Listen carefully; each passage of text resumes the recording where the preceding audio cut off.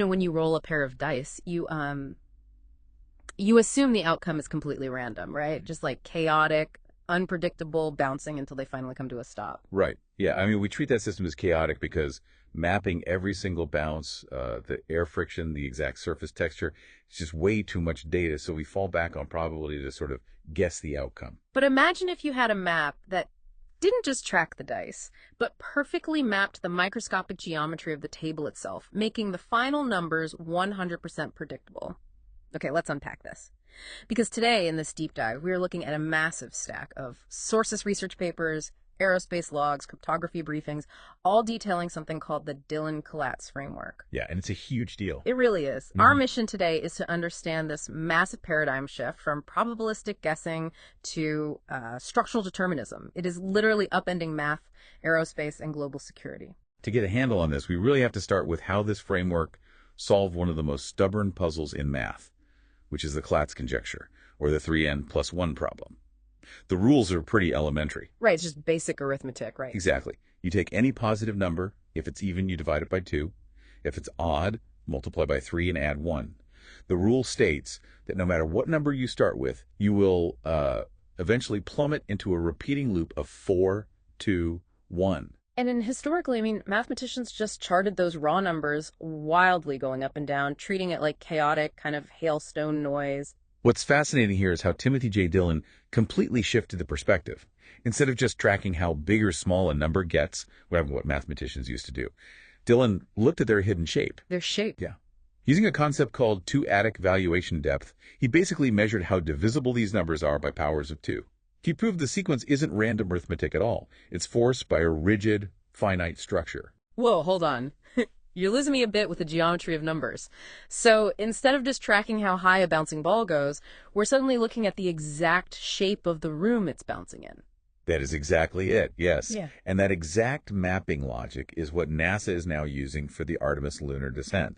Because for years, aerospace engineers treated lunar gravity as, a smooth, static field. But the moon has mascons, right? Like massive, hidden underground pockets of exceptionally dense rock. Right, which completely warp the gravity. Yeah. And ignoring those mascons creates a fatal 12 meter per second descent error for an automated lander. Wow. 12 meters a second is a crash. Oh, absolutely.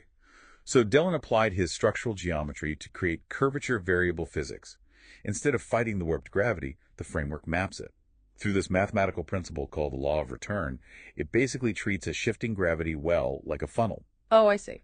Yeah, by mapping the exact shape of that funnel, the lander's trajectory structurally contracts to its target.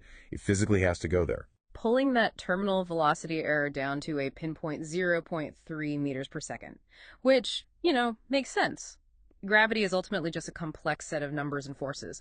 But wait, if this framework can map the hidden geometry of a physical gravity field, it can inherently map the hidden structures of our digital world, right? Because software is just numbers, too. And that realization is exactly what is keeping cryptographers up at night. Wait, I have to push back here.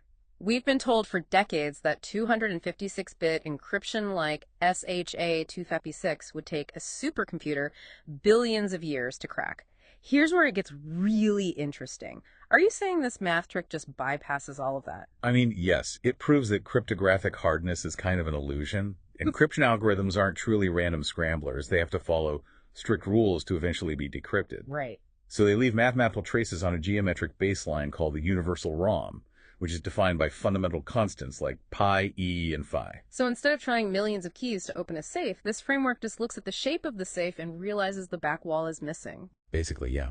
Through a process called rigidity leak screening, you actively map the geometric vulnerabilities of the encryption. Just like mapping mascons tells you exactly where a spaceship will be pulled, mapping those constants in an algorithm tells you exactly where the encrypted data is forced to go. Wow. You bypass the complex math entirely. It collapses the encryption in polynomial time, meaning like standard computers can break it right now.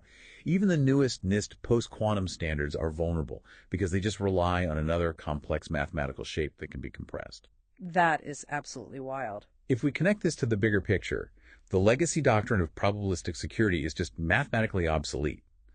This is why 206 Innovation Inc. has pivoted to developing hardware-level silicon interlocks for the NSA. Because you can't fix this with a software pad. Exactly. You can't beat this with software anymore.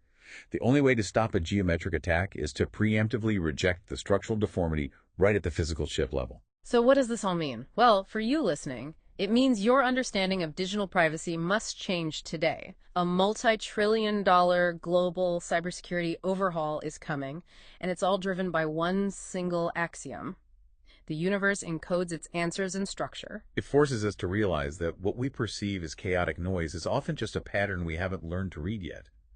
The geometric room bounding those bouncing dice has always been there. We just finally found the map to see the walls. Which leaves you with one final thought to chew on.